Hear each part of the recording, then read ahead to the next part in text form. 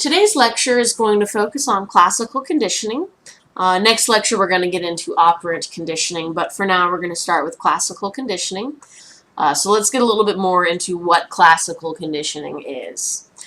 So it's one form of learning, and learning is basically a semi-permanent change in someone's behavior due to experiences. Those experiences could be something that physically happened to you. It could be an experience that you have in a classroom. But the long and short of it is that learning is very flexible. So it's not genetically programmed. Your ability to learn might be, largely genetically set, but what you actually learn isn't. Because frankly, it's not very adaptive if you can't learn. So think about the genetic program behaviors of something like a salmon that swims upstream. That's something that's genetically predetermined behavior. Whereas, my decision to crack my knuckles, that's a learned behavior.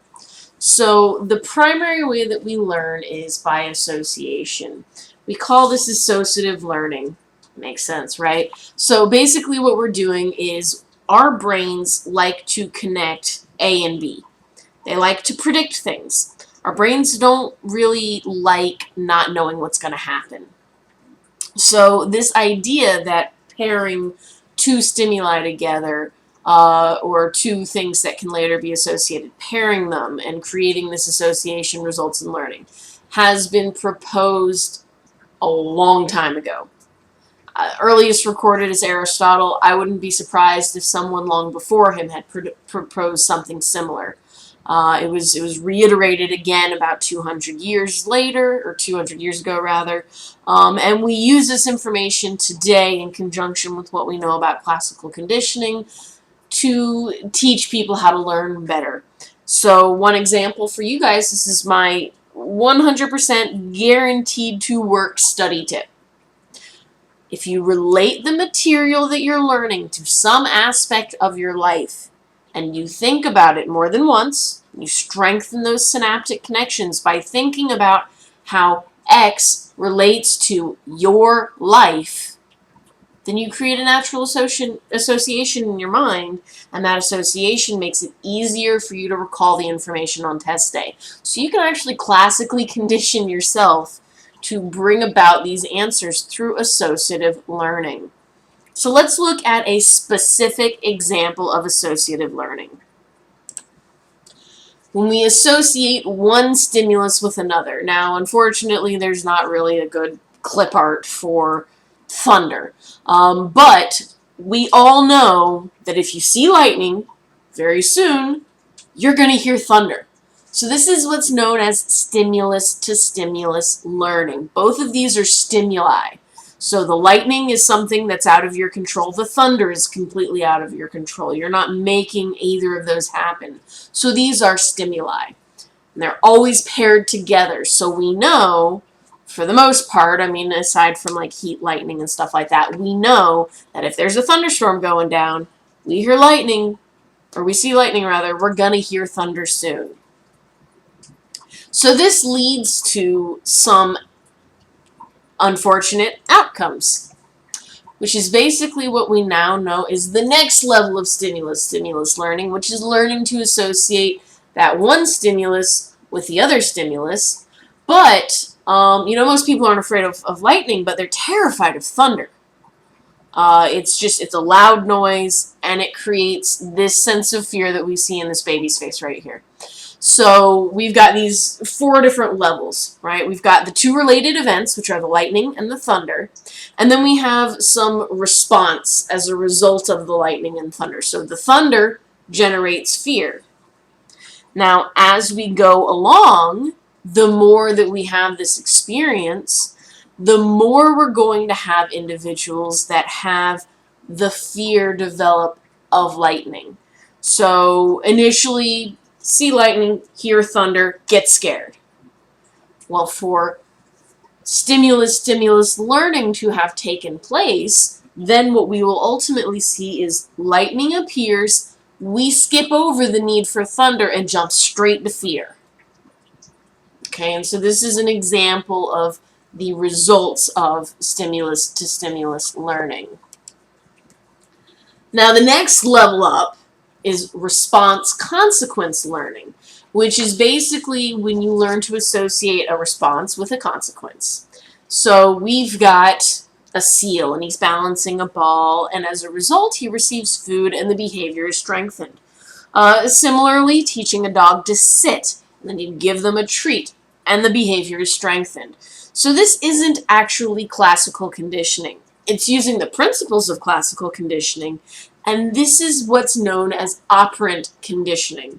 So we're going to learn a lot more about that in the next lecture, but I wanted to sort of give you a preview of what operant conditioning or response consequence learning is. Another perfect example of this is part of what actually leads to addiction. Think about gambling. So you go into a casino, you put a coin in, and then everything starts flashing and lights start going off and maybe 2 or 3 coins pop out. Well, that consequence of receiving those coins, or even just the consequence of receiving the flashing lights and all the fare and all of that, strengthens that behavior. And so it goes back in a cyclical fashion in such a way that the behavior is ultimately much stronger the farther down the line you go. So let's bring it back to classical conditioning and where it all started. So it all started with a man named Ivan Pavlov. He basically looked at something that he had no background in, and he wasn't even interested to begin with. He was not a psychologist. He didn't give 2 shits about psychology. Well, I mean, he might have, but it wasn't what he wanted to do. He was interested in physiology, and so he was interested in the salivation of dogs. And so what he did, this is actually one of his dogs, is he cut holes in their cheeks. And this sounds awful. It was a long time ago. He cut holes in their cheeks, and he attached a little tube, basically just a little collection vessel. So he was collecting the salivate, the liquid that comes out of the dog's mouth, and he was testing it for various things. And what he found was that he was getting really frustrated because he would come in to feed the dogs, and they would just start pouring saliva before he even got to the room. And he was like, well, what's going on here? I've got to figure out what this is, why this is happening, so that I can then prevent it from happening. So this is the earliest level of classical conditioning that anyone ever examined. And this is stimulus to stimulus learning. And what was going on was the dog was in the room. It heard the noises that were associated with food. And it then treated the noises associated with food as if they were actually the food and had the same response. So before we move on, and I explain this in a little bit more depth, I want to go through 4 phrases so that you know what I'm talking about. There is a stimulus and a response, and of those there are 2 types. So there is an unconditioned stimulus, an unconditioned response, a conditioned stimulus, and a conditioned response. So basically, the unconditioned stimulus and response happen naturally. The conditioned stimulus and the response have to happen through learning. So let's go back to the example. So before these dogs were conditioned to expect food when they heard the sound of, we're gonna go with the example that he used to test it out, and we're not gonna go with the sound of him approaching the room.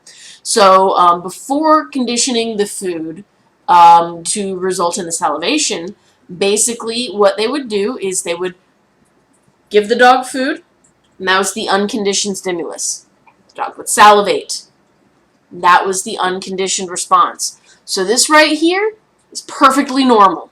That's what everybody does. Think about it this way. If I were to say to you, I'm going to go buy you a warhead.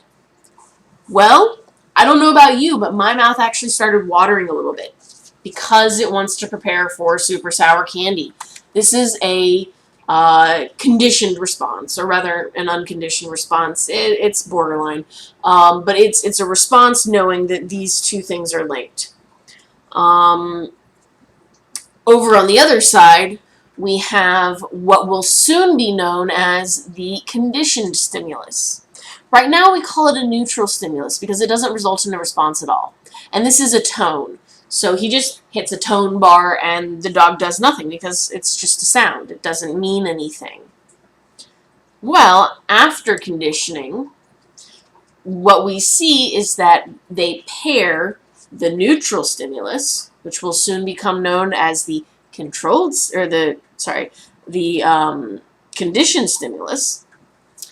with the unconditioned stimulus. So we pair conditioned and unconditioned so that they become almost like the same thing. They have the same result. So Pavlov brings in the food, rings the tone, gives the food, dog salivates. Well, eventually, after enough time, what they see is that if they hit the tone, the dog starts salivating, even if there's not food present.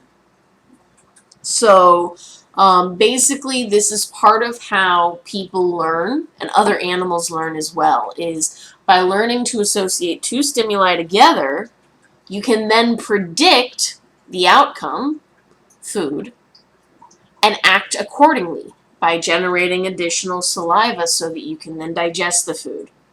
So I'm going to give you an example from my own life. My cat has me thoroughly conditioned.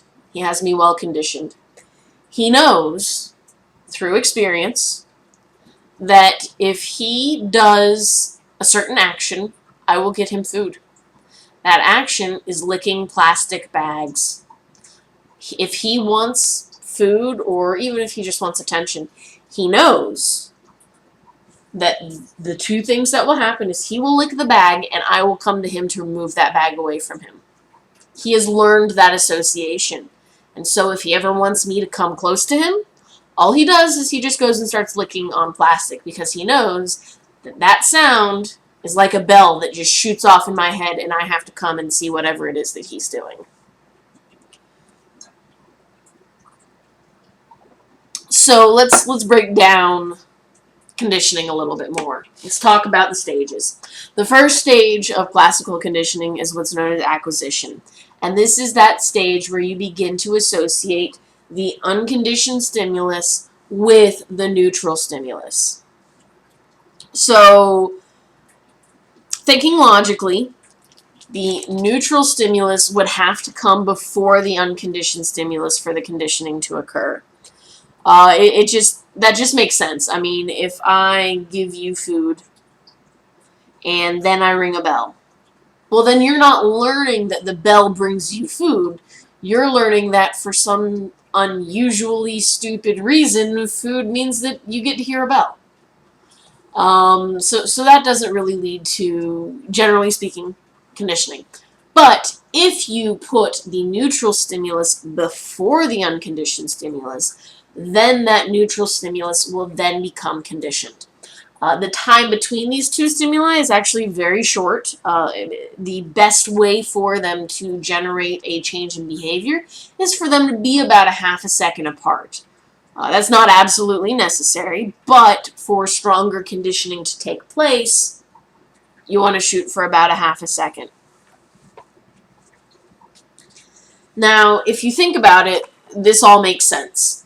Because, if you go back to the lectures that we did about the neurons and the brain, and you think about how connections are created between two neurons at the synaptic gap, and that they are strengthened through continued association, that it makes sense then that for one stimulus, which generates a whole host of neural activity, to be regularly paired with another stimulus that also generates a whole host of neural activity, if those two activities occur simultaneously or near simultaneously, then all of that neural circuitry is going off at the same time, but more importantly, they are connecting in such a way that your brain then knows that if one of them is going to happen, and it's the one that happens first, then the one that happens second will probably follow.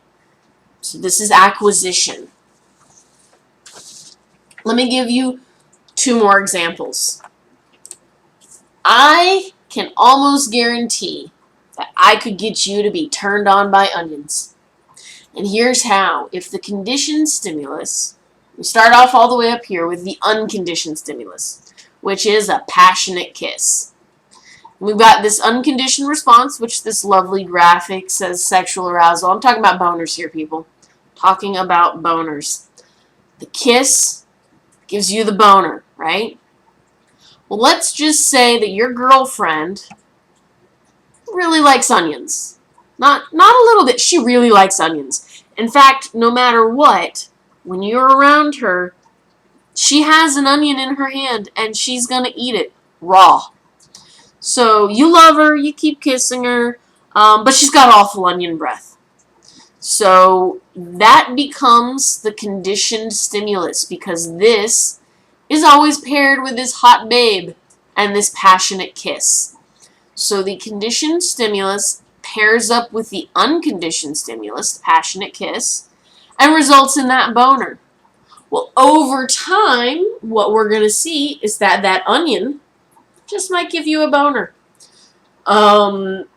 Couple more examples, and I'm going to try to make these as brief as possible. There's an episode of Malcolm in the Middle. I couldn't find a clip, but it's one of my favorite episodes because of this moment, because it's hilarious.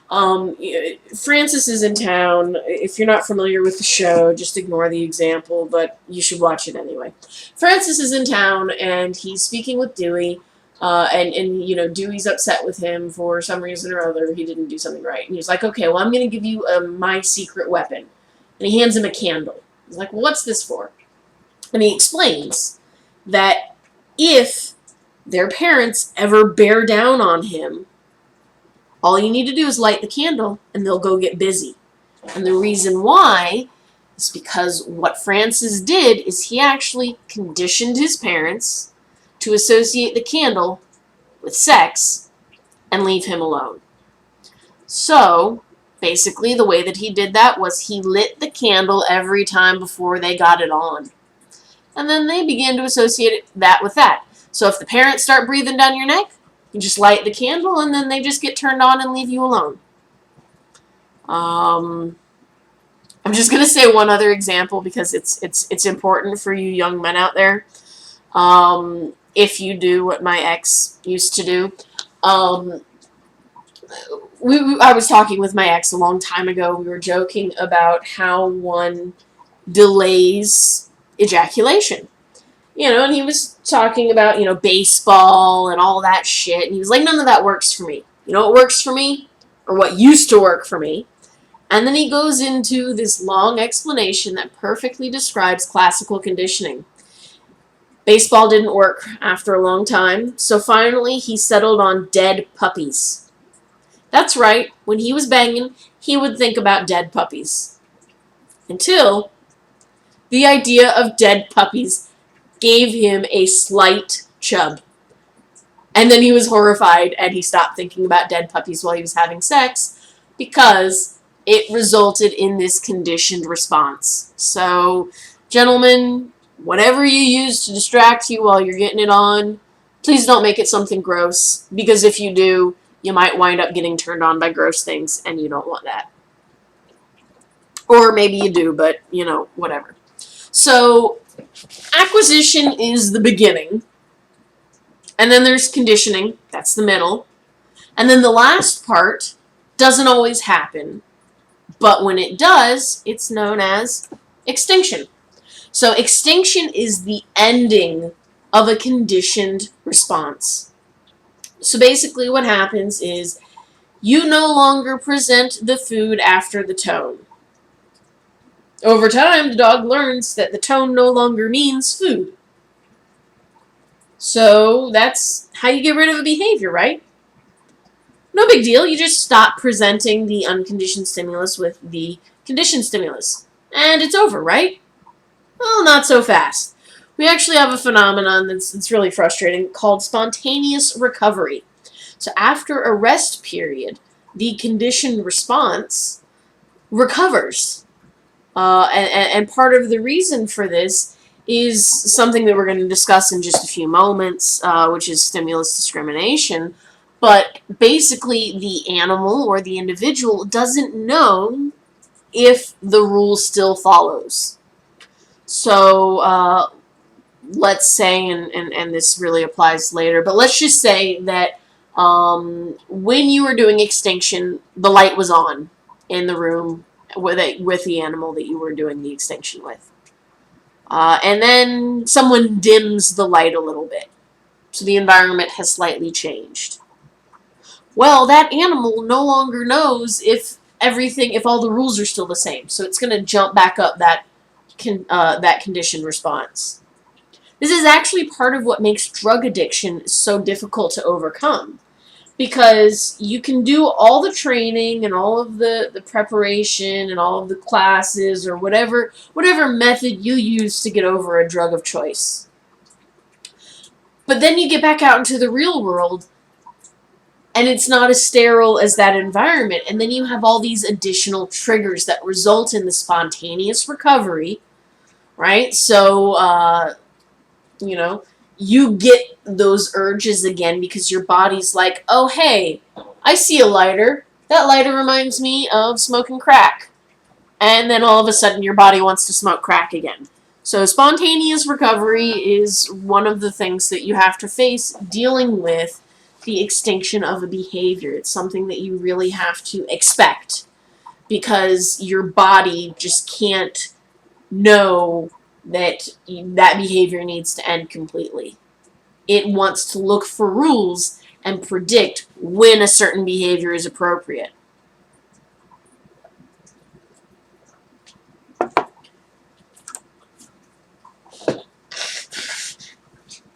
So, I mentioned basically the idea behind learning is to generate rules for you to understand what to do in any given situation, to know what's the appropriate behavior.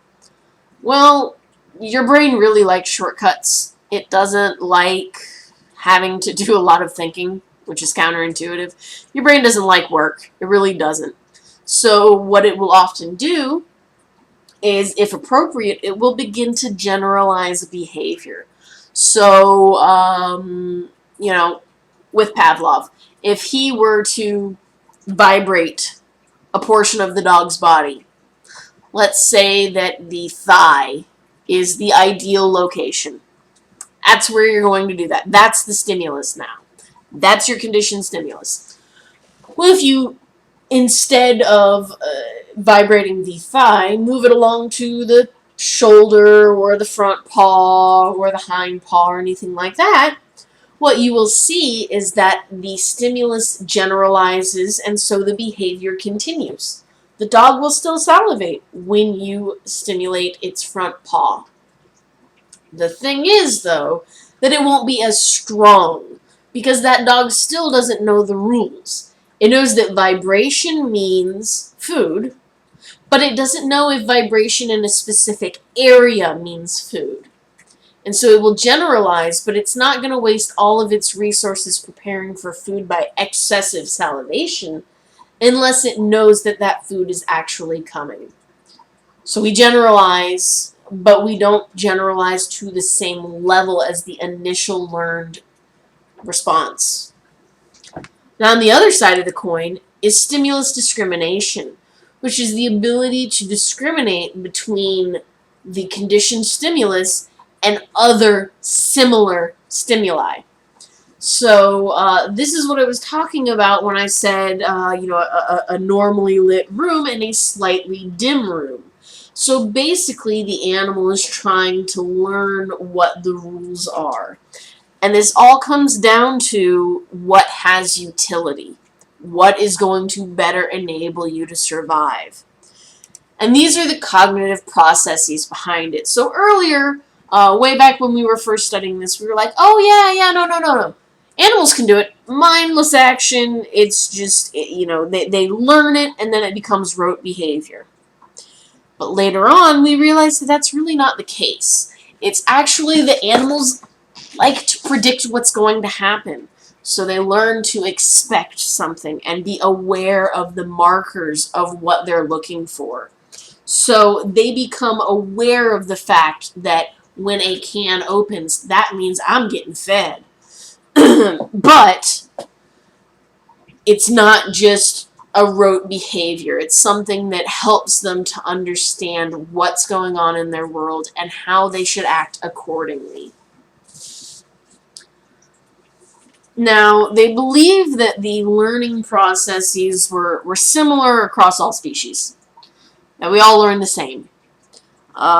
Later behaviorists have really suggested that there actually may be some constraints, specifically related to an animal's biology. One of the ways that we can test this is by looking at less easy associations to learn. So if the idea is that all learning is the same, then you can learn something that doesn't have the association for survival that you might expect. So an example is you feed a rat a certain taste, and then you expose them to a little bit of radiation, and they get nauseous, right? Well, this is something that will happen. You expose a mouse to radiation, it will get nauseous. So if you expose the mouse to this flavor and then the radiation, then yeah, it's going to get nauseous. Give it the taste, bam, it gets nauseous. But other things, other stimuli that are not more dangerous, like nausea and taste, things like light or sound, those ones don't become as conditioned as quickly or as strongly. So those behaviors and those stimuli that impact our survival are the ones that are going to pair and result in behavioral change much quicker and much stronger.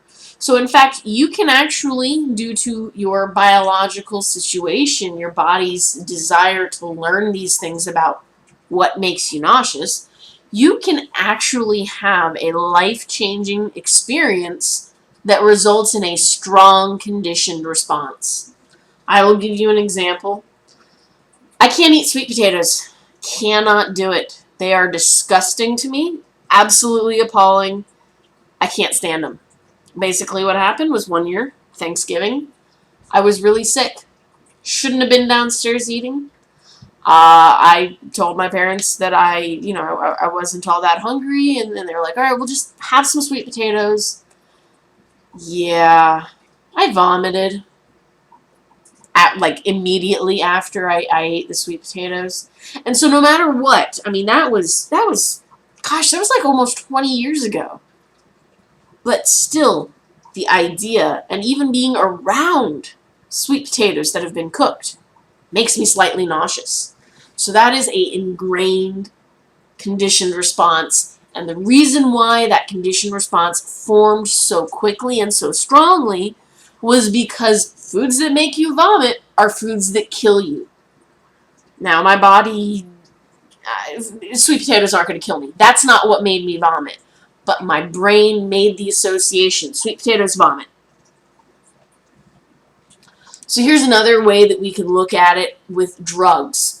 Think about people that are on chemotherapy. There's this really big problem with chemotherapy and waiting room nausea. So the chemotherapy drug makes you nauseous. It's a given. It's a known. Well, eventually, over time, the waiting room becomes a conditioned stimulus that ultimately makes you nauseous while you're in the waiting room.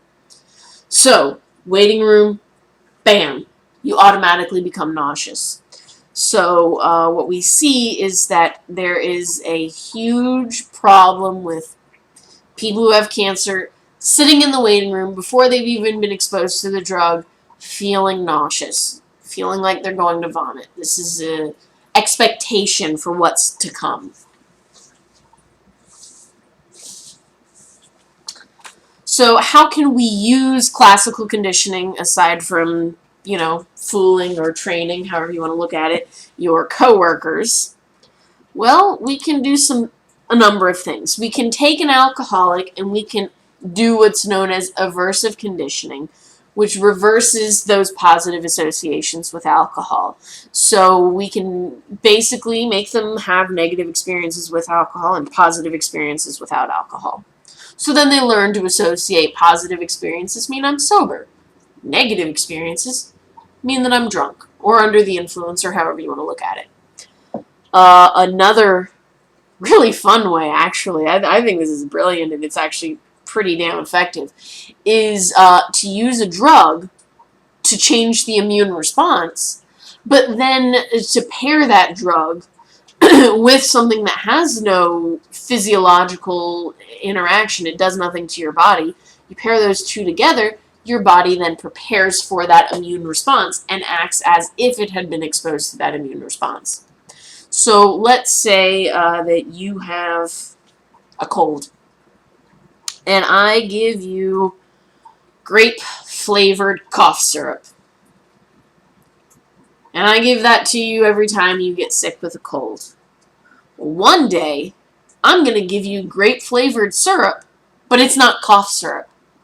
And what we see is that without that drug, the flavor alone acts in such a way that it generates this classically conditioned response of immune boosting. So it's actually really it's really funny to think about how easy it is to fool your body. You know, you can do shit like this to your body. It can act like it's being exposed to medication when it's not. And I think that's just fascinating. But there is a backwards negative side. You know, I was talking about stimulus discrimination and how your body learns to associate an event with another event. And so if you've ever been, I don't know, drunk or under the influence of any other drugs at home, and then you experience it in public, you might have a very different reaction. So let's just say that you are someone that, I don't know, smokes pot. And you are smoking pot at home all the time. And then you go out to the store, and all of a sudden your high just really boosts up. Well, that's because your body doesn't know the rules. So your body expects to get high when you're at home, but it doesn't expect to be high when you're out in public. So how does this get sinister? Well, there was an example that I learned about when I was an undergrad, and it's always really stuck with me because it's really sad, of a young man who accidentally killed his dad. His dad was I believe he was a cancer sufferer, and so his son was dosing him with morphine. You know, he would come home every day from school, dose his dad with morphine, and everything would be fine. Well, his dad always got his morphine in the bedroom. But one day, the son came home from school, and his dad had crawled out into the living room, and so he was like trying to get on the sofa. He was obviously in pain, and so the son picked up his dad, laid him down on the sofa, and knowing the dosage to give him, gave him the exact same amount of medication that he had always given. The problem was that his dad's body wasn't expecting the morphine in the living room. It doesn't expect it there because that's never been where his body has had that morphine. So it wasn't ready for it. But had he been in his bedroom, his body would have been prepared for the upcoming morphine dosage. So as a result, even though the son gave his dad the exact same amount of medication he had always given him, his father suffered an overdose because he was in the wrong room and he was given medication that his body wasn't ready for. So I hate to end it on such a sad note, but that's classical conditioning. It's learning the association between two stimuli. And it has a whole host of applications. And we're going to learn more about operant conditioning next lecture, which really goes into the primary application of classical conditioning, which is pairing two stimuli together to generate a strengthened behavior.